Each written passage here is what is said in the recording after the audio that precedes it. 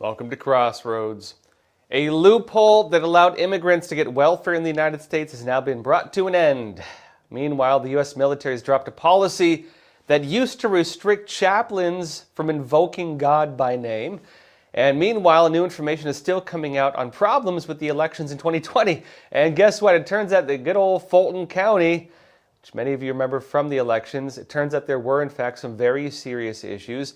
And there were 315,000 problematic votes in this state where Biden won the election by just 11,779 votes. Now, I'll be talking about these topics and a lot more today. Don't forget to hit the like button, leave a comment, subscribe to our channel. Let's get started. All right, look, first of all, good old Bill Clinton. A Clinton-era action allowed immigrants to get welfare very easily in the United States. And this is not even just illegal immigrants, it is legal immigrants. That policy, or the loophole you could say, has now been closed. And the system, what it did, it worked through a loophole going back again to 1996, and this has now been officially changed. Let me show you the Justice Department. It says this: in 1996, Congress enacted bipartisan legislation, Republicans and Democrats did it, to overhaul the national welfare system. It talks about the actual Personnel Responsibility and Work Opportunity Reconciliation Act of 1996, and it says that among other things, Title IV of this significantly reformed eligibility requirements for aliens, legal and illegal, seeking access to welfare benefits by, quote, denying illegal aliens benefits for public services or welfare. And notes that just 5 months later, however, this office told the Department of Health and Human Services, HHS, and Department of Housing and Urban Development, HUD, that it would be permissible to interpret this organization, or this enacts phrase, of, quote, federal means-tested public benefit as affecting only benefits administered under mandatory and not discretionary welfare spending programs. A good old loophole, in other words. And it says, we applied the interpretive framework from Chevron USA, Inc. v. Natural Resources Defense Council, and opined that the statutory text was ambiguous considering its legislative history. And the Justice Department says that we therefore concluded that HHS and HUD could extend benefits to aliens under discretionary benefit programs.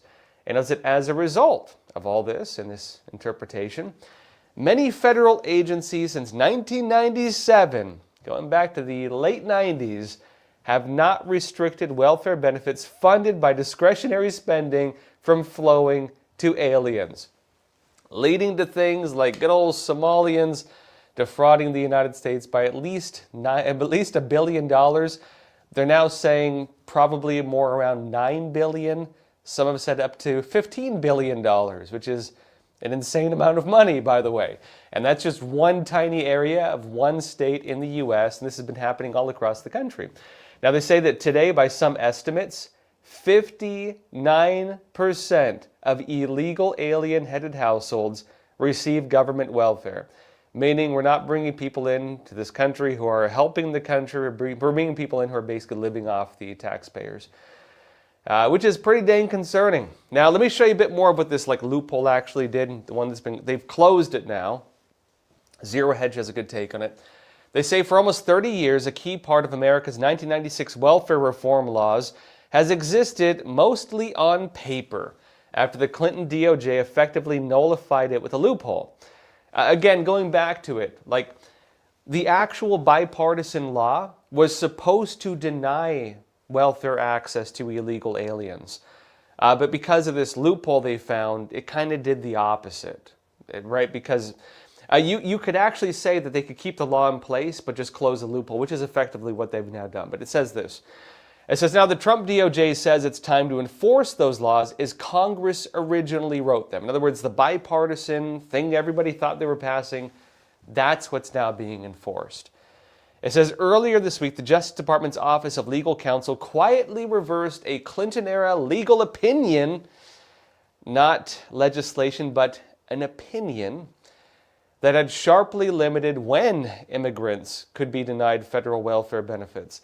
It says the earlier interpretation narrowed the law so much, critics say, that it allowed many immigrants, including some who were not lawfully eligible meaning like illegals, in other words, to continue receiving benefits Congress intended to restrict, the bipartisan side of it.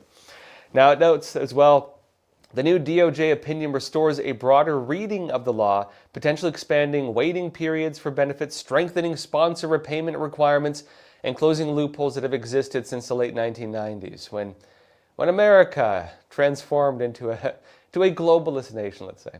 Now, notes further in, the shift follows last year's Supreme Court ruling ending the practice of courts deferring to agency interpretations simply because a law is ambiguous. It says, instead, agencies must now apply what they believe is a statute's best reading. Using that standard, the Justice Department concluded that means tested plainly refers to any program where eligibility or benefits levels depend on income or financial need, regardless of how the program is funded. It notes the new opinion also notes that the law specifically exempts certain discretionary programs, and according to the Justice Department, those exemptions would make little sense if discretionary programs were never covered in the first place.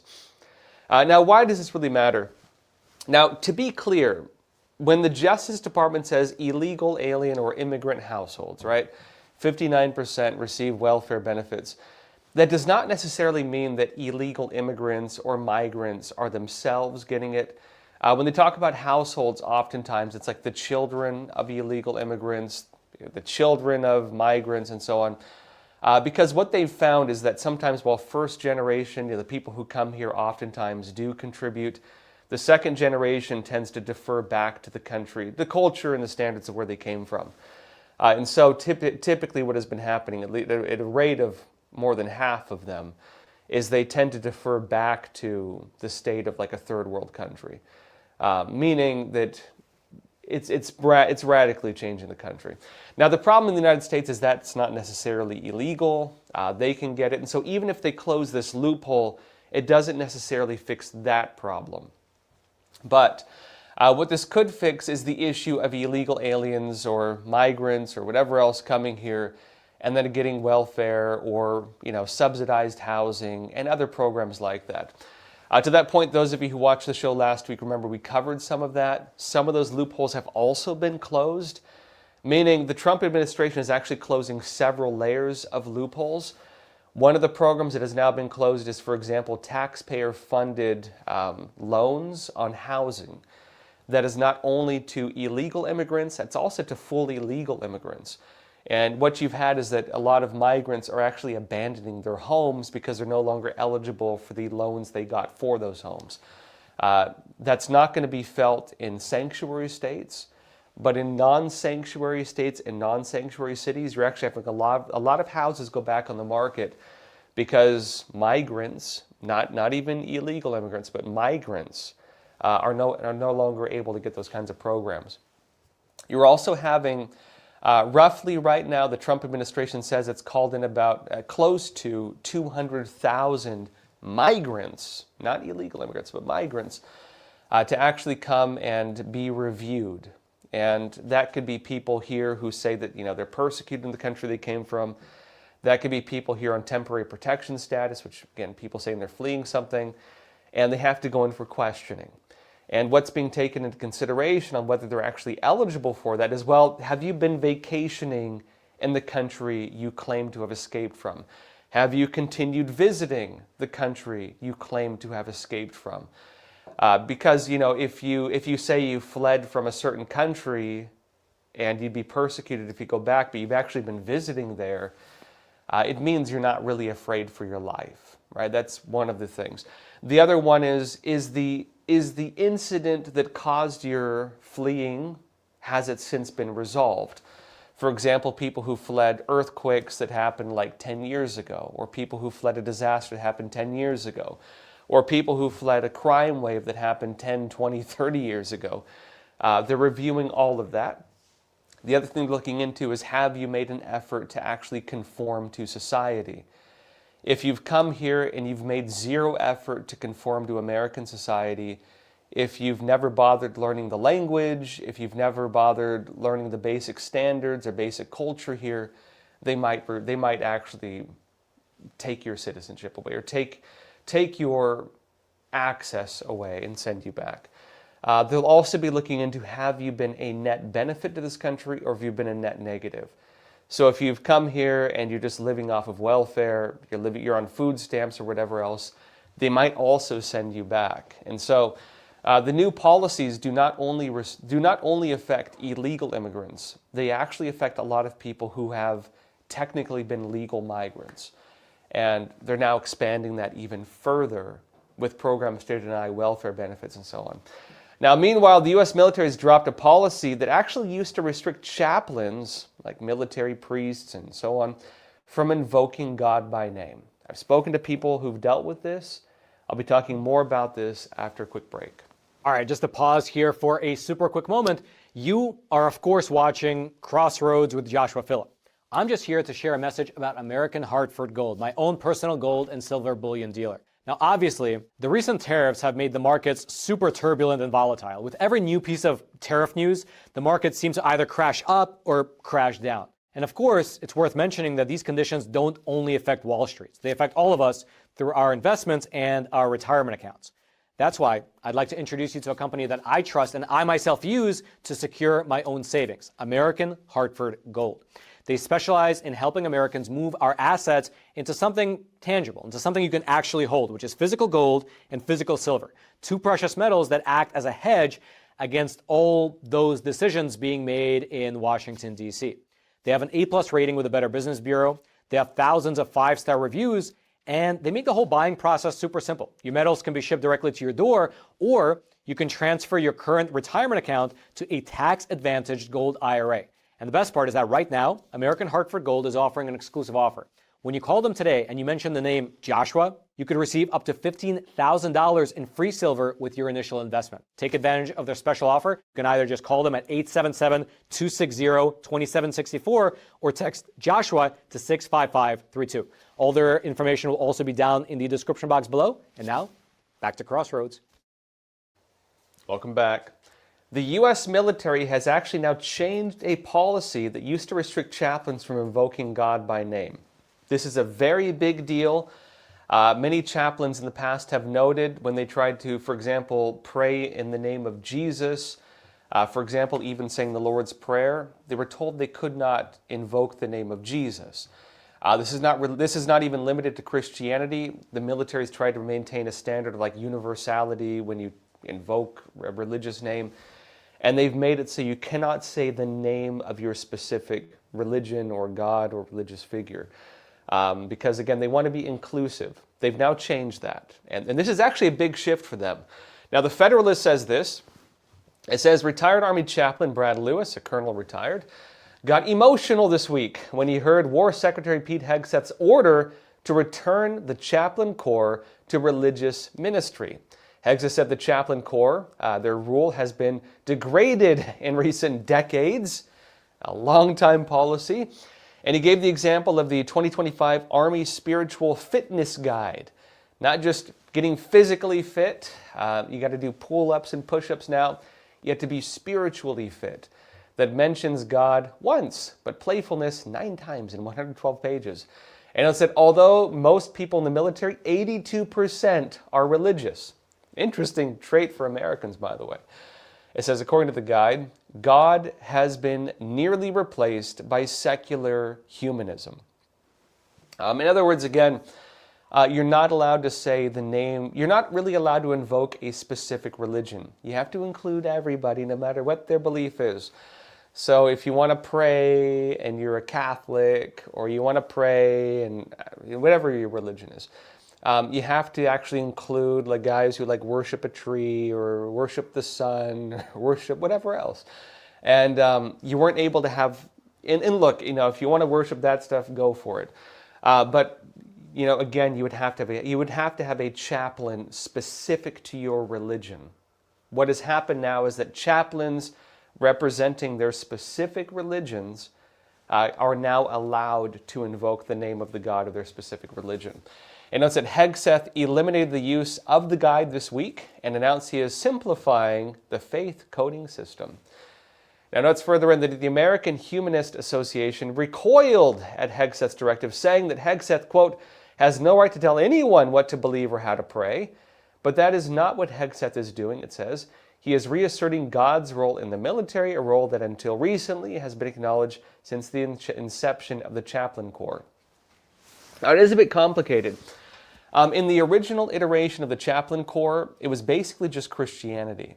Even, for example, Jewish, rabbi chaplains, that was something that only came about really during the Civil War. Actually, it was actually Abraham Lincoln who brought them in. And so the military used to be kind of recognizing only, one religion technically, because of the way that chaplains were appointed. Now, because of the nature of the Chaplain Corps, which again does only recognize, only a handful of religions, you could say, although it is not limited, because of the way it was formed, they wanted to have it represent everybody. You want to, if you go to the military, be able to have exceptions or inclusion of your religion, something that I think you should have. But the problem that came about through that was that the chaplains were kind of forced, no matter what their religion was, to include everybody. It does not mean that you can't join the military if you believe whatever you want. Under the U.S. Constitution, and every American soldier, every American Marine, every airman, every member of the U.S. Armed Forces swears an oath to uphold and defend the Constitution. The nature of religious liberty as interpreted by the Constitution is that it goes by individual belief. Whatever your belief is, that is what they have to recognize. That is your constitutional right. You can have a unique belief within a specific denomination. You can have a unique belief unto only yourself. You could be the only person on the face of the planet who believes what you believe, and it has to be recognized. That is the nature of American religious liberty. But of course, that's problematic sometimes when you have a chaplain corps that doesn't have like every single thing encompassed. And the way they wanted to have the chaplain corps set up, as it's been interpreted for a long time now, is that they wanted to have it so that, okay, if you want to have religious service, it recognizes the broad spectrum of individual belief. The problem is, when people get ordained or go into the chaplain corps, and there are a lot of religions represented still. There actually are a lot these days, not before, but these days there are a lot of religions represented, but they're not going to appoint one guy to represent like 5 guys or something like that. They wanted to have it so that they would not invoke specific religious names in order to, again, encompass that broad universality. Now, the problem we've had, though, is that many religious figures within the chaplain corps have actually been persecuted to an extent. They get punished. I've personally interviewed military chaplains who got punished for praying in the name of Jesus. And so you've kind of had a reverse problem come about.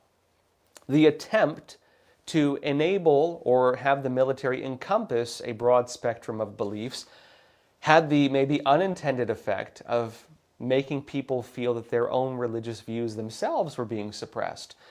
So if you were a chaplain and you were not allowed to pray in the name of your God, and you were persecuted for doing so, you actually would be punished.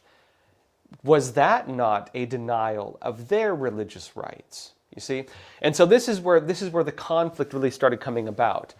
It was not that the military did not want to, again, respect and defend the constitutional right to have your own unique faith, but to restrict individual speech, to restrict individual prayer, to make it so that people could not say the prayers of their religion. Again, if you say the Lord's Prayer, you have to invoke the name of your God.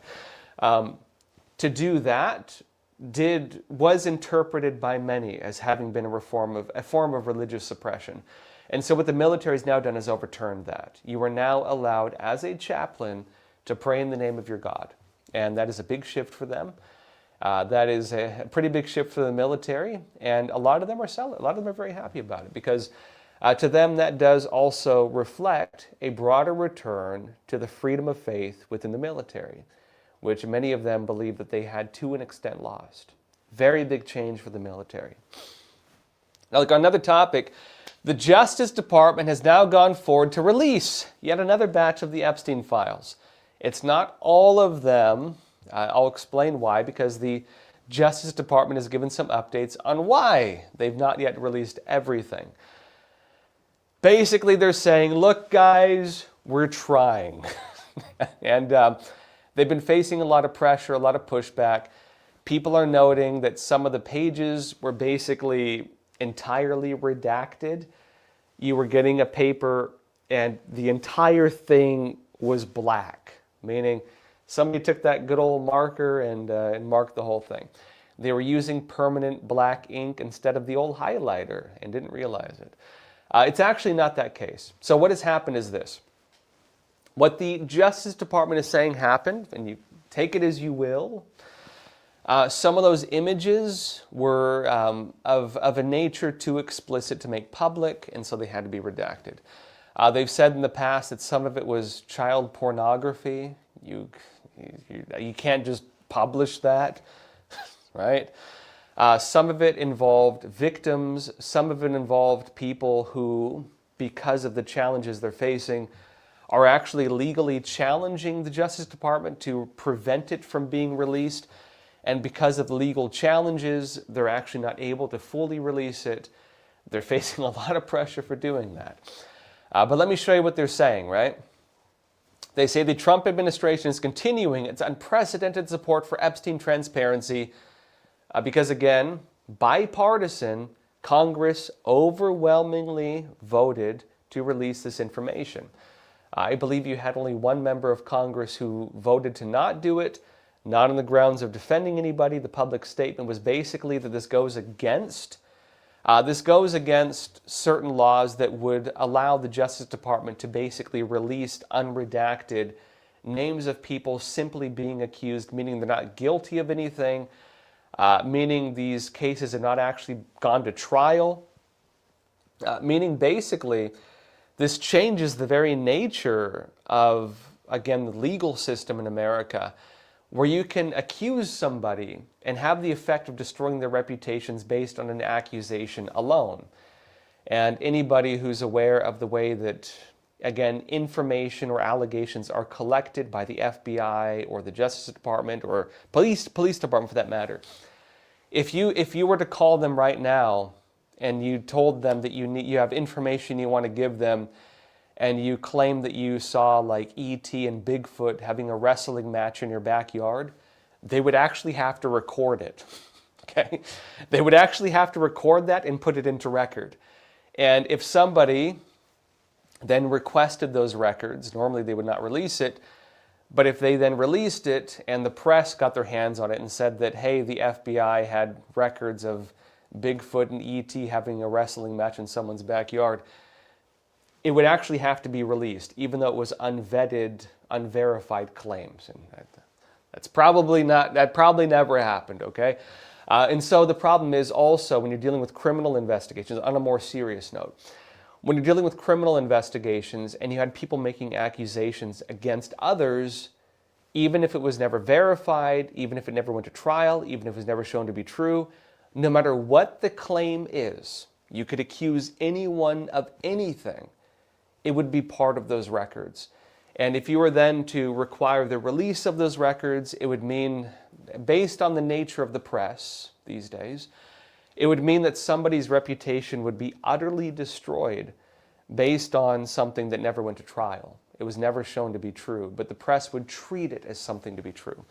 On that point also, the Justice Department, in actually updates today, is saying that's why they were not wanting to release some of this. As you might remember, there were accusations against Trump. They say they were inserted ahead of the 2020 elections that are of that nature. Things they say were actually, they are claiming, and the Justice Department itself is even saying this, they were inserted as a form of a type of political warfare. Accusations against Trump, never verified, never proven, not even strong enough to hold it to trial, but are included in the records. We've not really seen that yet, but that is part of the accusation. And if you were to log into like X today, you'll see that people are digging up, Elon Musk's posts about that are now deleted, noting those claims. And so this is kind of where things are at with this debate. In terms of what we've seen publicly in the records, frankly, there's not a lot of interesting stuff. The worst you have, I think, is images of like Bill Clinton swimming in a pool with what looks like an unclothed woman, and things of that nature. Michael Jackson with Clinton and so on, and things like that. but nothing particularly incriminating currently. But again, they're still releasing stuff, and where the debate has been currently is that there's a lot of redacted information, a lot of names have been redacted, and on that point, that's why the Justice Department posted this, which I'm reading to you now, where they're explaining the nature of those redactions. Now they say this: prior to President Trump's enactment of the Epstein Transparency Act, various judges had declined the Trump Department of Justice request to unseal Epstein-related material. It says the enactment of the new law, because Congress passed it and Trump actually signed it, remember, gave the judges a legal predicate they found sufficient for granting the Trump administration's standing requests before the courts to unseal the files. And they say the Department of Justice has hundreds of thousands of pages of material to release, including material that must comply with court orders. It says these court orders can slow the Department of Justice's ability to review and redact material that will not prevent the release of this material. The Department of Justice has more than 200 lawyers working around the clock reviewing each individual file for release, and they say this is an arduous process, as each document and photograph, and because, again, that's why you're seeing some entirely redacted pages, a lot of those are photographs, must be individually reviewed by the DOJ and the Southern District of New York for potential redactions to protect victims or potential victims. So what they're claiming, and again, don't shoot the messenger, I'm just telling you what they're saying, right? Believe it or don't believe it. They're basically saying that what they're facing behind the scenes is that just about, not everybody, but a lot of people who would be included in these documents, a lot of them are suing. A lot of them are filing cases with the court. And based on those lawsuits, based on the challenges they're facing, every individual judge representing every individual, whether victim or whether included in the files, we don't fully know yet. Every one of those people is challenging the release of these. And because of the judges, every individual judge on every individual challenge is also issuing individual holds on documents. You need to redact my client's name. You need to redact this photograph. You need to redact this. And the Justice Department, as they say, has over 200 lawyers dealing with all of that and attempting to release this stuff based on the congressional order. Because, again, Congress or not, this is unprecedented. The public release of unvetted accusations, effectively. Now, it says the Department of Justice is committed to transparency and redacting only what is legally required, but they actually give an exception to that, and let me explain. They say the department is required by law to redact identifying information about the victims, minors, or potential victims, as well as privileged material. No redactions have been or will be made to protect famous individuals or politically exposed persons, meaning they're noting like the big figures are going to probably be included whether they want to be or not. But they say as material is released, the Department of Justice has received requests from individuals alleging to be victims and their lawyers for certain information to be removed. Now, this is going to be important because you could say some of these people might be legitimate victims. You could say there's a bit of a puppet show going on where there are alleged victims, people claiming to be victims. And they're like, well, I claim to be a victim. You better not release this one. Is that an actual victim? Is it not? They're dealing with the legal challenges, and we might see this in the future. But here's the important part here. They say out of an abundance of caution, the material is temporarily removed for review and will be released again with appropriate redactions if legally required. So what the Justice Department is doing based on these challenges, they claim, is they're actually temporarily removing a large number of documents from release until they go through the appropriate process to redact information and look at the individual legal challenges. So every piece of evidence, every piece of these documents, whatever it is, that is facing merely a challenge is being held from release. And you could say that maybe some people who might be exposed are issuing challenges or getting people to issue challenges to make sure those documents are not being made public. You could say some of those might be legitimate victims. What the Justice Department is saying here is they're taking all that into consideration. They are still going to release it, but they have to actually look at the legal challenges before they do so. And until then, you're not going to see those documents. So effectively, that's where the argument is. Now, again, on that point also, I'll just tell you both sides of it. On the Justice Department side, they're saying they cannot release some of the stuff based on court orders. Again, this is unprecedented. This type of unverified information that will be taken by the press, right? No, I think we can all agree. The press and the court of public opinion will take an accusation as a guilty verdict. Every person, whether the information is true or not, will be incriminated in the court of public opinion. Every person accused their reputations are going to be destroyed. Now, normally that is not allowed to happen, right? Normally that is not allowed to happen because there are certain legal procedures in place to prevent that. It has to go to court. It has to be strong enough to get a grand jury indictment. And until that process takes place and actual criminal charges are brought forward, you cannot release accusations through official channels like the DOJ unless there's something in place to have at least brought it forward in a criminal indictment. And on that front, we've never seen this before. But the other argument is this. Because Congress voted overwhelmingly to pass this. The President of the United States signed it into law, right? Very little challenge to it. They've overridden historical precedents on the justice system, and this is where the argument is going to be because, we're supposed to have 3 branches of government, and the justice system is supposed to be kind of separate from that, to an extent because Congress can create legislation which does affect laws, which is why this is such a legal gray area. The other accusation is that because Congress and the President signed it and said to release everything, none of this should matter. That legally they would be required to release everything fully unredacted because that is what Congress and the President enacted. And so this is going to be challenged because we've never seen anything like it. On that point too, we'll see what's in the documents. We'll see what comes out. Currently, it seems a lot of the juiciest stuff is not yet public, frankly, which is why you're not hearing a lot of chat about actual content. Most of the controversy right now is about the redactions. That's where things currently are.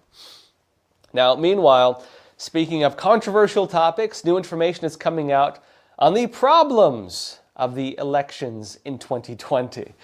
And remember what happened, right? 2020 comes about in Georgia, in Fulton County.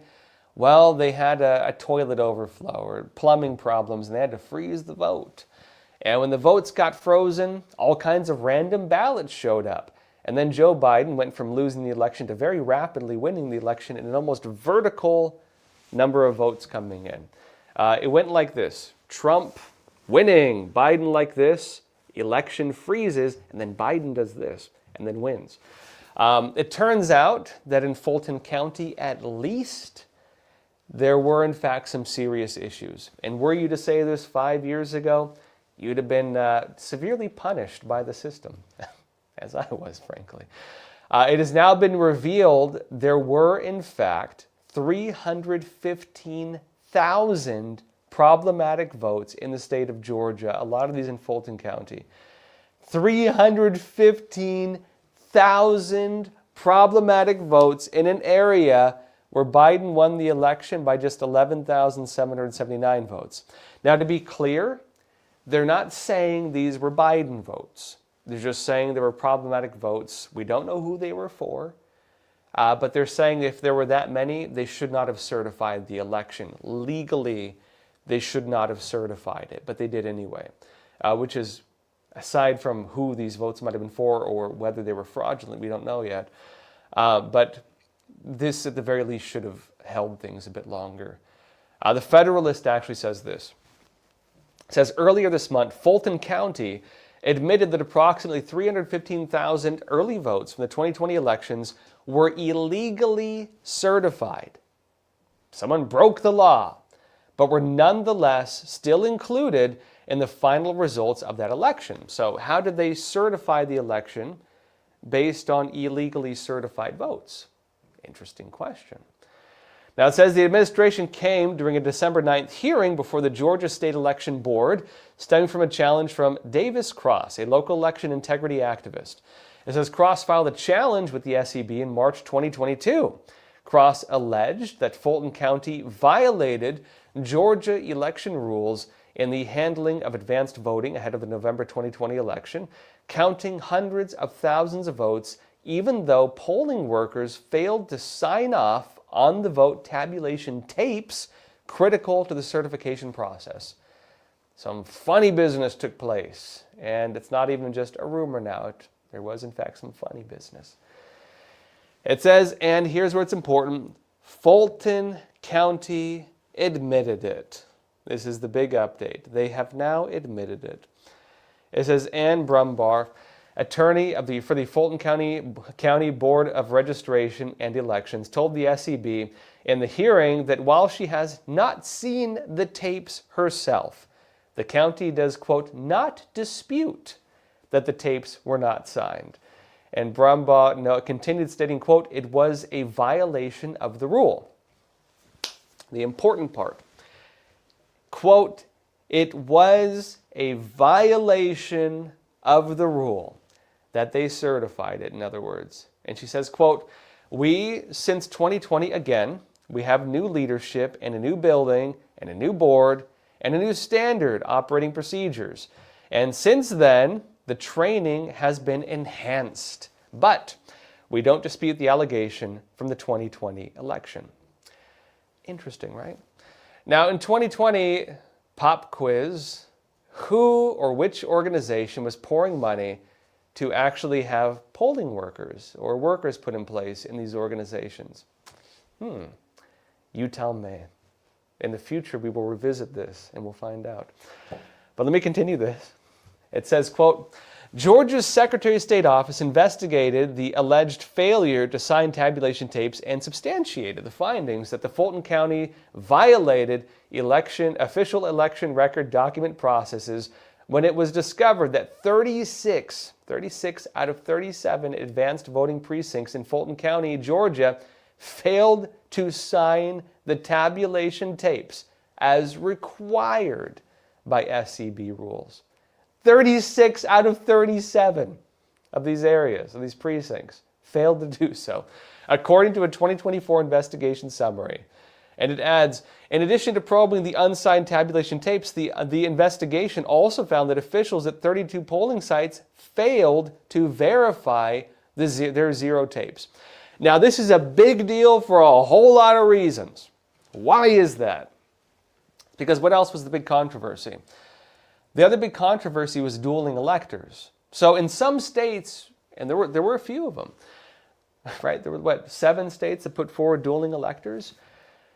Because there were legal challenges, because there were concerns, because people noted that the votes had been illegally certified, right?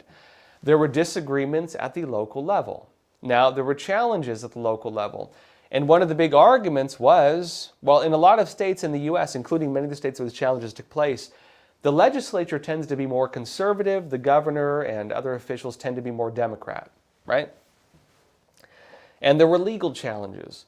The big challenge was, is it the local legislature that determines the election laws, or is it the local government officials, the governor or whatever else, who does that? And can they overturn election laws using legal challenges? Effectively, this went to the Supreme Court. The Supreme Court kind of ruled with the governors, right? Meaning the power of the legislature was effectively overturned to a large extent, not fully, but to a large extent.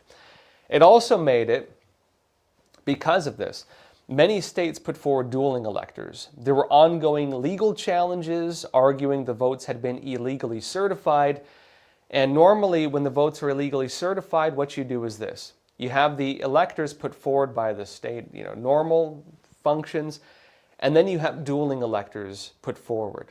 The dueling electors in this case would have been there to probably vote for Donald Trump in the Electoral College, of course, right? The normal ones would have been the Biden votes, which they were. Now, there were also processes that denied the ability, in many cases, of the dueling electors to function as would be normally interpreted as their functions. And not only that, but during the Biden administration, many of the dueling electors faced criminal charges because they were accused of being part of a conspiracy to effectively overthrow democracy. As part of a grand conspiracy allegation that the legal challenges themselves were part of a plan, right? This was part of the former special counsel's investigation, the way the whole thing was set up. The allegation was that Donald Trump had a grand conspiracy, right? And that him and his cohorts planned to challenge election results, claim that fraud took place, put forward dueling electors, have the January 6th incident, deny the county electoral college votes, and then go through a process whereby they would decertify the election and have Donald Trump be president for life, right? He'd be the king of America. That was the grand conspiracy allegation. That grand conspiracy allegation has since fallen apart. Whether it be, for example, unconstitutional means that were used, novel interpretations of laws, a lot of false testimony actually, possibly brought forward through legal accusations and threats, such as the Jan 6ers, who were not able to effectively, who were even denied in many cases exculpatory evidence, which should have been illegal but was allowed, and also threatened with massive criminal processes and sentences using novel interpretations of laws that were later determined to be unconstitutional. For example, the use of the accusation of, for example, disrupting an official proceeding, which was later to be interpreted only usable for financial crime, not for delaying Congress. And so basically the grand conspiracy system has fallen apart. Now the tables have kind of turned. And the Trump administration is accusing Jack Smith, the former special counsel, of doing a lot of things that were not really legal. For example, the raid on Mar-a-Lago, for example, some of the investigations that were used, for example, doing things that should have not been legal. And the formation of the grand conspiracy was using a lot of gray area tactics, if not illegal. And what's now important is this evidence coming out in Fulton County. What it actually does is, because they should not have been able to legally certify the votes, which they did anyways, meaning a law was broken in the process of doing that, the dueling electors should have then been valid. It actually should have been valid. And the process whereby Congress could have not voted to certify the election based on the fact that it should not have been certified actually now holds up. So this particular case, no matter who the votes were for, even if it turns out Biden actually won in Fulton County, even if that is the final determination, based on the fact that it should not have been certified, it actually overturns a lot of the fundamental building blocks of the entire narrative. We'll probably see this further erode as more evidence comes forward, but that's where things are at right now. This is a very big deal. All right, that said, questions, comments, anything you want to talk about, leave it in the chat. Let's jump into some questions. Here. All right, let me see.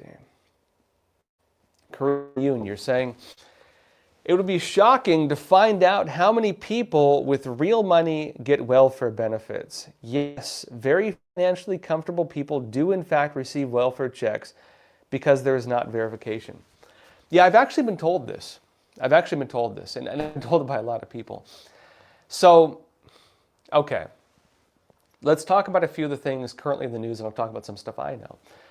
So, currently in the news, you have the fact that many people in the Somali community in Minnesota were defrauding America. They were driving around in sports cars, they were living in mansions, And basically, they were carrying out massive, massive welfare fraud to the tune of at least $1 billion.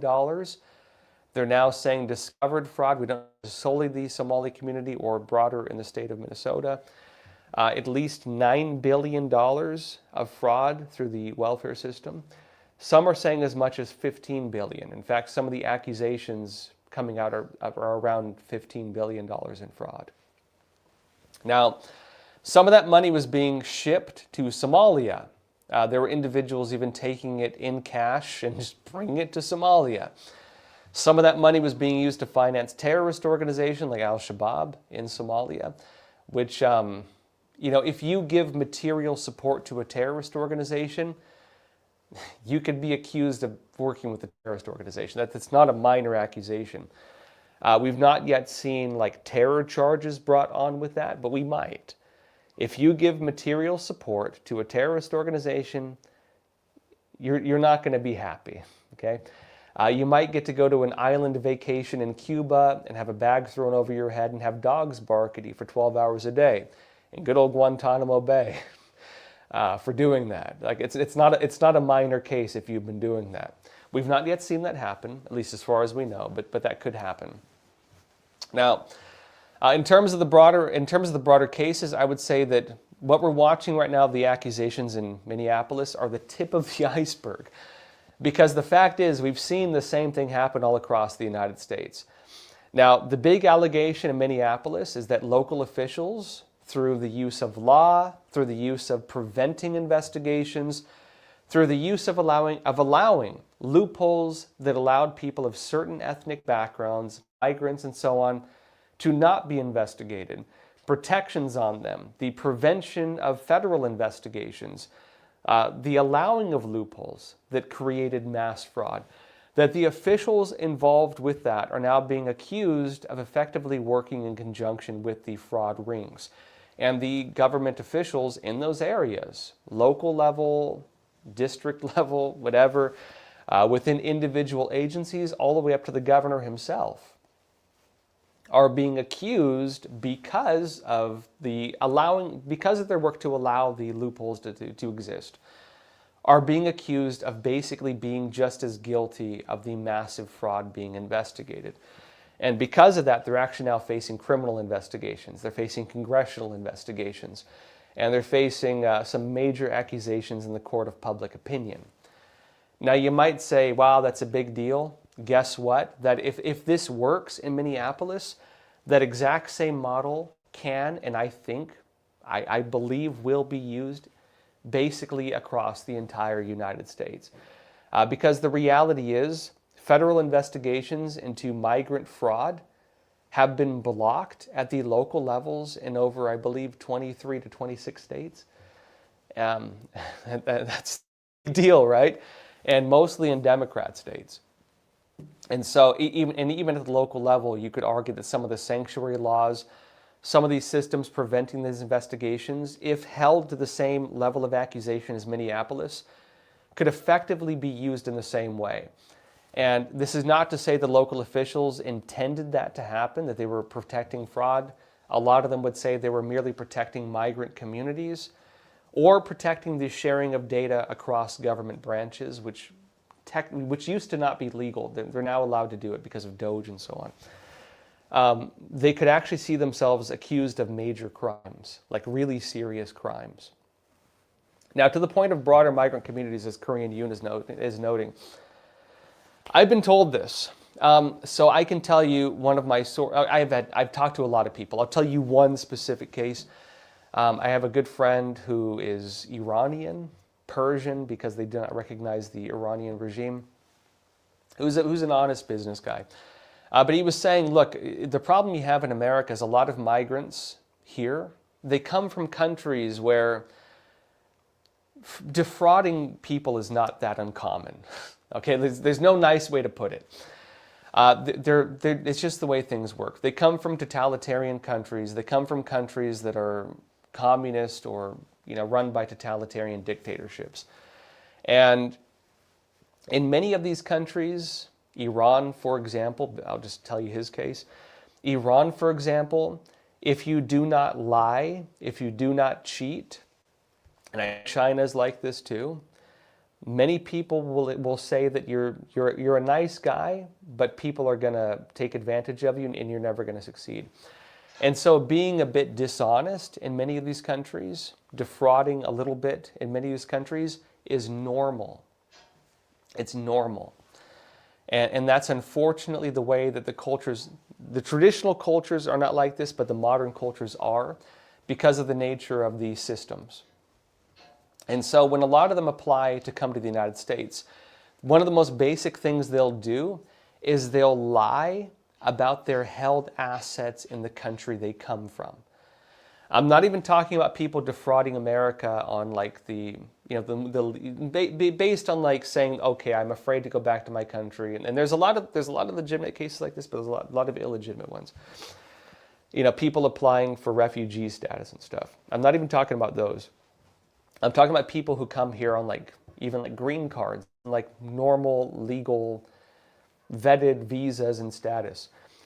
A lot of them will lie about their held assets because they know America doesn't investigate it. And if the difference between paying a lot of money in taxes is going to be whether or not you check this box, they're just not going to check that box.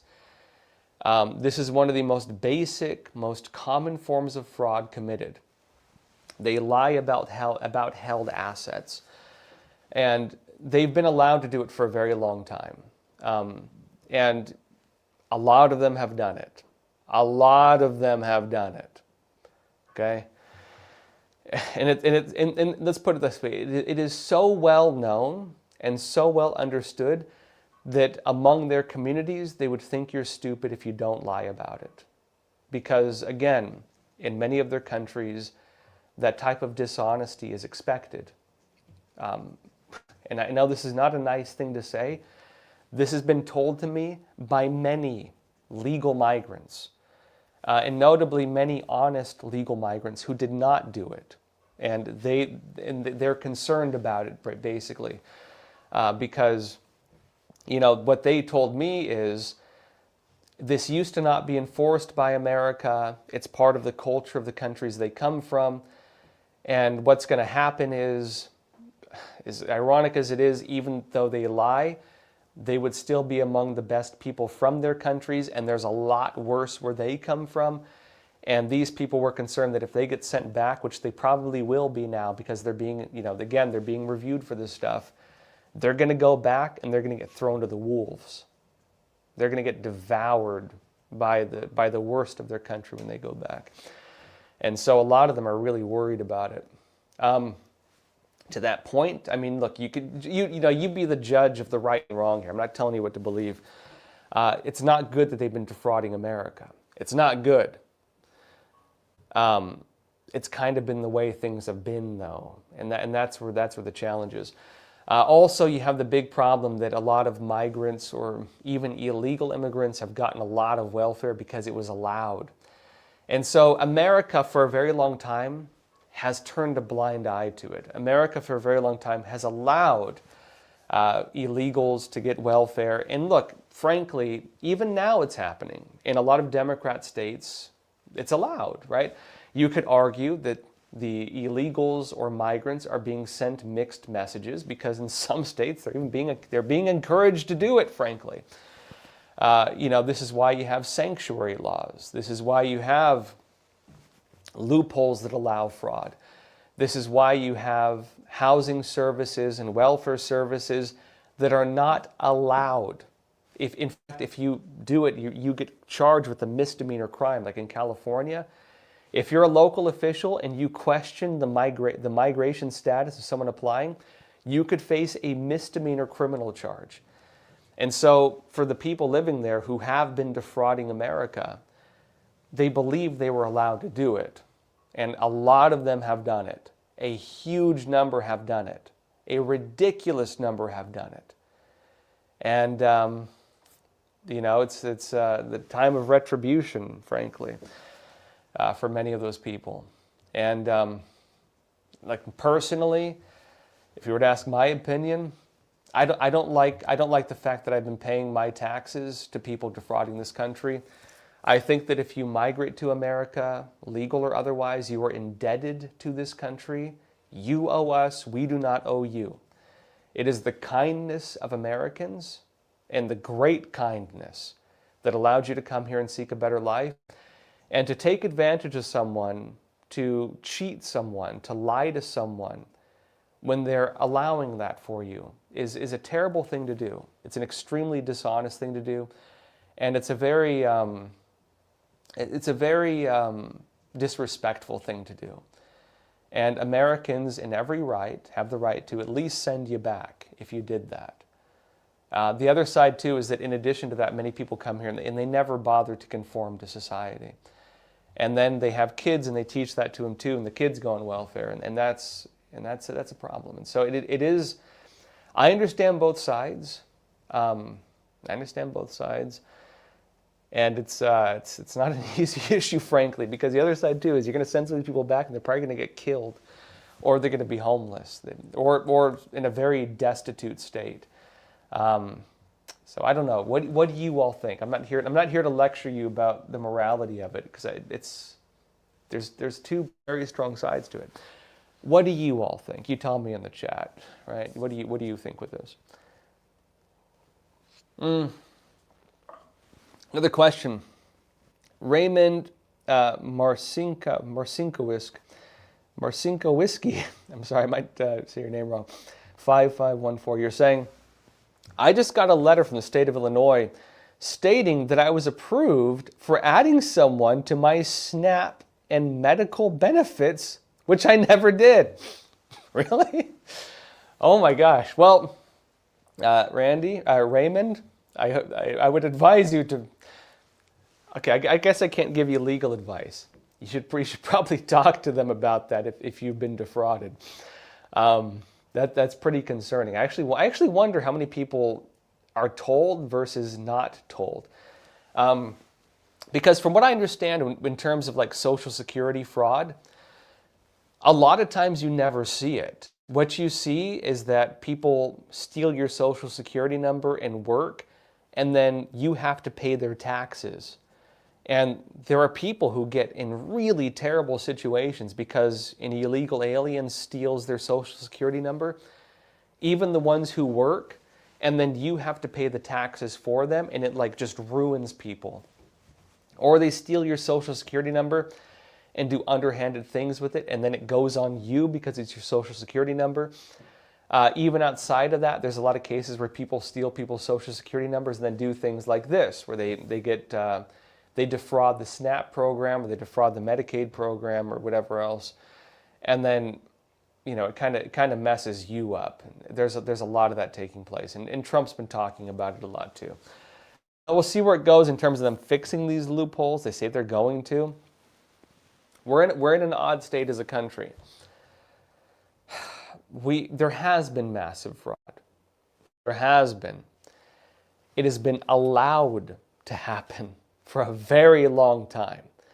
So much so that wrongdoing has become normalized. I do not think that is a good state to have. Now, let me give you an anecdote. I used to have a problem with slouching. I used to have very bad posture a lot of my life. And when I began correcting my posture, and I'll tell you the method I used. You imagine a string is connected to the back of your neck, and you just correct it. When you do that, you're going to suffer. You'll feel back pain, you'll feel neck pain. It'll actually hurt. When you correct something, it is painful. It is painful. But you need to correct it. Any type of correction will cause you to suffer. Whether it is breaking an addiction, whether it is changing a bad habit, whether it is correcting your posture. The same thing applies to correcting bad habits or bad trends within economic systems, within political systems, within medical programs, within fraud, right? There will be a period of suffering when you correct something, but you need to correct it. Now, the question is, how rapidly do you correct it, right? Sometimes you'd say, well, correct it slowly, because Let's put it this way.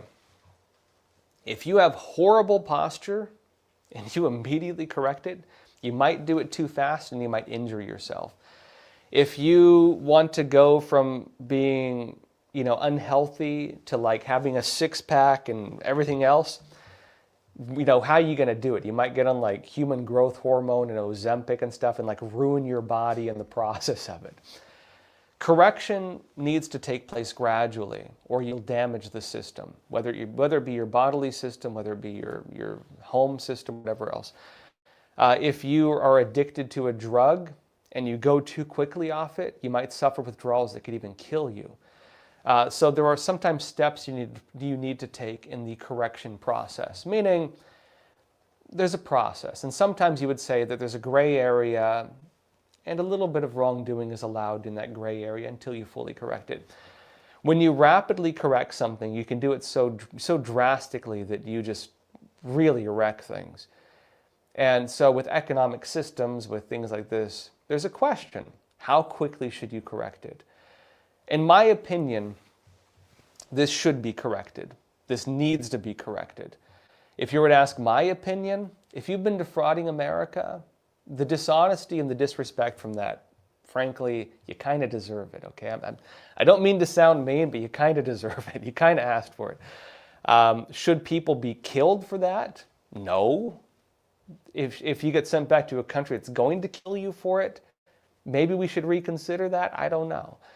But this is where things are at. This is, there's a lot of deep moral issues involved with this, and I don't think there's a clear right or wrong. I think this is a very gray area, but I will say that I think there needs to be a gradual correction. Maybe not immediate, but a gradual correction. And I don't know how this should be handled. Even in terms of economic policy with the tariffs and everything else like that, the rapid correction Trump is making will probably cause a lot of economic problems in other countries.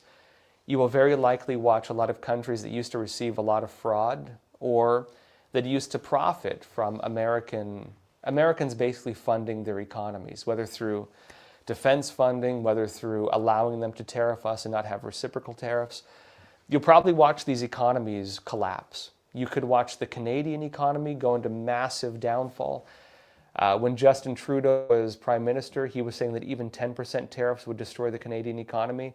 Trump hit him now with what, like 20, 30% tariffs? You might watch the Canadian economy have a lot of problems. Same thing with the Mexican economy, same thing with a lot of Western Europe. You might watch a lot of things collapse, frankly, or come close to it, or be very bad for a while. Because what is happening now? A rapid correction is being put in place. And the rapid correction is going to hurt. The rapid correction is going to make a lot of people suffer. But it needs to be corrected. And I believe at the end of it, things will be better. Probably more so for Americans, frankly. It's going to be better for Americans quickly.